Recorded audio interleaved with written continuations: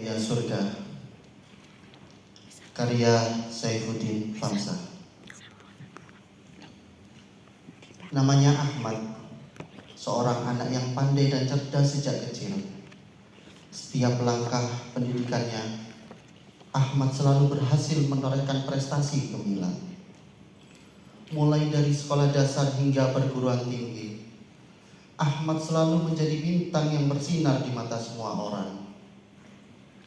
Sejak masih duduk di bangku SD, Ahmad sudah menunjukkan kecerdasannya yang luar biasa. Ia selalu mendapatkan peringkat teratas dalam setiap ujian, membuat para guru dan teman-temannya terkagum-kagum. Ahmad dengan mudah memahami pelajaran-pelajaran yang diajarkan, dan dia tidak pernah puas dengan pengetahuan yang ia miliki. Ia selalu mencari tahu lebih banyak, membaca buku-buku tambahan, dan mengajukan pertanyaan yang menantang kepada guru-gurunya. Ketika Ahmad melanjutkan ke jenjang sekolah menengah, prestasinya semakin memukau. Ia terus meraih nilai yang sempurna dalam ujian nasional dan mendapatkan beasiswa penuh melanjutkan ke perguruan tinggi. Ahmad memilih bergabung dengan perguruan tinggi bergengsi tanpa harus mengikuti tes masuk. Karena reputasinya sebagai siswa berprestasi telah diakui oleh pihak universitas tersebut. Di perguruan tinggi, Ahmad tidak hanya berprestasi akademik tetapi juga dalam berbagai kegiatan selama di kampus. Ia menjadi anggota aktif di organisasi mahasiswa, mendapatkan penghargaan dalam kompetisi ilmiah, dan menjadi salah satu delegasi dari universitasnya dalam pertukaran pelajar internasional. Orang tuanya, teman-teman, dan keluarga begitu bangga melihat pencapaian Ahmad yang luar biasa ini. Selama ia lulus masa kuliahnya, Ahmad juga menjaga reputasinya dengan menjaga IPK yang tinggi. Ia lulus dengan pujian setiap semester dengan IPK yang sempurna. Kepintarannya dan kerja kerasnya telah membuatkan hasil yang gemilang, membuat orang-orang yang di sekitarnya semakin takjub dengan prestasinya. Ahmad telah mencapai segala yang diimpikannya. Ia lulus dengan sukses dari perguruan tinggi, diterima bekerja di sebuah perusahaan ternama, dan memiliki karir yang cemerlang dengan gaji yang sangat tinggi. Setiap orang memandangnya sebagai orang yang sukses dan prestasinya diakui oleh semua pihak. Namun, dalam kehidupan yang penuh gemerlap itu, Ahmad merasakan ada yang masih belum ia dapatkan. Hati Ahmad selalu terasa kosong dan khawatir. Meskipun hidupnya tampak sempurna di mata orang lain, kesepian terus menghantui hari-harinya. Ia merasa ada sesuatu yang hilang dalam hidupnya. Kesuksesan materi yang ia raih tidak mampu mengisi kekosongan itu. Ahmad merenung dalam-dalam, mencari jawaban atas pertanyaan-pertanyaan yang memenuhi benaknya. Suatu hari, ketika datang ke sebuah masjid, ia merenung dan mencari ketenangan. Ia mendengarkan sebuah kajian dari seorang ustadz tentang kehidupan di akhirat kelak. Ahmad merasa terpanggil dalam hidupnya untuk berhijrah dan membuang segala titel keduniaan yang ia miliki. Ia merasa bahwa hanya dengan mengejar akhirat dan mendapatkan ridha Allah, ia akan menemukan kebahagiaan yang sejati tanpa ragu. Ahmad mengambil keputusan yang berani untuk meninggalkan segala gemerlap dunia yang telah ia peroleh. Ia kemudian memutuskan untuk masuk ke pondok tahfidz dan belajar tentang ilmu Al-Quran. Ia mempunyai impian menjadi seorang penghafal Al-Quran. Sontak, hal itu membuat ayah dan keluarganya marah untuk keputusan yang telah ia buat. Tidak ada lagi senyuman, kebanggaan, yang ada hinaan dan cacian. Apa ada lulusan perguruan tinggi terkenal masuk pondok tahfidz? Gak sayang apa? Udah dapat kerja enak, gaji tinggi, mau makan apa dan dari mana? Kata mereka.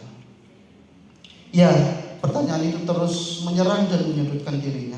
Dengan terkejut, apa kamu benar-benar serius? Mengapa kamu harus melakukan hal seperti ini? Kamu telah mencapai begitu banyak hal. Dunia memandangmu sebagai orang yang sukses. Apa yang kamu cari lebih dari itu? Tanya ayah Ahmad.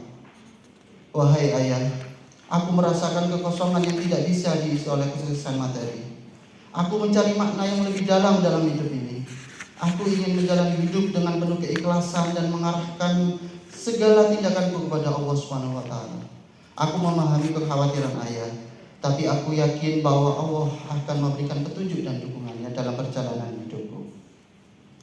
Aku tahu bahwa ini adalah pilihan yang benar bagiku, meski dunia tidak bisa memahami, jawab Ahmad. Aku tidak bisa mengerti, jawab ayah. Tapi jika ini benar-benar yang kamu yakini, aku berharap kamu menemukan apa yang kamu cari dan menemukan kebahagiaan yang sejati. Semoga Allah SWT selalu melindungi dan membimbingmu. Ahmad pun akhirnya meminta izin restu kepada ibunya, dan sang ibu pun hanya bisa pasrah dan berdoa yang terbaik untuk dirinya kelak. Semoga Allah selalu menjagamu dan melindungimu, nak, jawab ibunya. Waktu terus berjalan dan Ahmad tetap tekun dan konsisten dalam mempelajari agama dan menghafal Al-Quran dengan baik. Setiap harinya ia meluangkan waktu untuk membaca, mempelajari tafsir dan menghafal ayat-ayat suci Al-Quran. Ia merasa bahwa semakin dekatnya ia dengan Allah, semakin dalam pula kebahagiaan yang ia rasakan. Suatu saat, orang tua Ahmad merasa rindu dengan anaknya dan mengunjungi ke pondok tahfidz tersebut. Mereka akhirnya memutuskan menginap di pondok tersebut sekaligus melepas rindu yang amat dalam kepada anaknya. Ahmad merasa senang sekali orang tuanya mau mengunjunginya. Alhamdulillah, Ahmad pada saat itu juga telah menyelesaikan tahfidz 30 juz Al-Quran. Ketika fajar mulai menyingsing, Ahmad mendekati ibu dan ayahnya. Dengan penuh semangat, ia mengajak ibunya untuk melaksanakan sholat subuh berjamaah di masjid. Masjid itu adalah tempat di mana Ahmad juga sering menjadi imam sholat berjamaah. Ibu, ayah, mari kita pergi ke masjid untuk sholat berjamaah, sholat subuh berjamaah, kata Ahmad dengan lembut. Ibu Ahmad tersenyum melihat semangat dan keinginan anaknya.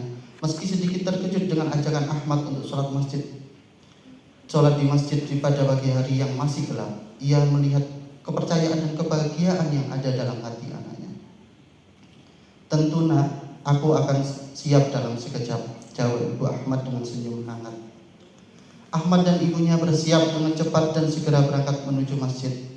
Di perjalanan, Ahmad mengisi waktu dan membaca zikir dan memanjatkan doa-doa agar mereka diberikan keberkahan dalam ibadah yang akan mereka lakukan. Azan berkumandang dan Ahmad dengan khusyuk menjadi imam sholat berjamaah. Suaranya yang merdu dan bacaannya yang syahdu memenuhi masjid. Hatinya bergetar, merasakan kehadiran Allah di antara mereka yang saling bersama dalam beribadah. Ia mengangkat kedua tangan seraya mengucapkan takbir. Allahu Akbar. Ia mengagungkan Allah dengan seagung-agungnya. Ia membaca doa iftitah, dalam hatinya berdesir hati ini rasanya. Lalu ia membacakan surat Al-Fatihah. Bismillahirrahmanirrahim. Sampai di sini hatinya bergetar menyebut namanya yang Maha Pengasih dan Maha Penyayang. Alhamdulillahirabbil alamin. Berat lidahnya untuk melanjutkan ayat suci Al-Quran. Ar-Rahmanir-Rahim. Ia melanjutkan ayat dengan nada yang mulai bergetar. Maliki yaumiddin.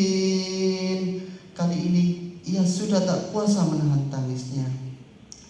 Iyyaka na'budu wa iyyaka nasta'in. Ya Allah, hanya kepadamu lah kami menyembah dan hanya kepadamu lah kami memohon pertolongan. Hatinya terasa tercabik-cabik. Seringkali ia menuntut kepada Allah untuk memenuhi kebutuhannya, tapi ia selalu lalai melaksanakan kewajiban kepadanya. Ia menyeka air mata dan menenangkan sejenak dirinya. Ahmad menarik nafas dalam-dalam. Selanjutnya ia putuskan untuk membaca surat Abasa. Ia terasa hanyut dalam bacaan, terasa syahdu hingga terdengar isak tangis para jamaah sesekali. Bacaan terus mengalun hingga sampai pada ayat 34. Ahmad tidak kuat menahan tangis dan memecah sejadi-jadinya. Tubuhnya merasa lemas, serasa langit mau runtuh. Yauma yafirrul mar'u min akhihi wa ummihi wa abihi wa sahibatihi wa banihi likulli imri'in minhum yawma idzin sha'nun yughnihi. Alhamdulillah Ahmad telah menyelesaikan sholat subuh berjamaah dengan penuh keheningan. Dan seketika itu langsung mendatangi ayah dan ibunya. "Mengapa engkau menangis saat membaca ayat tadi, Nak? Apa artinya?" tanya ibu aku. "Ibuku, maafkan aku jika tangisanku tadi membuat khawatir," kata Ahmad dengan suara yang terisak-isak.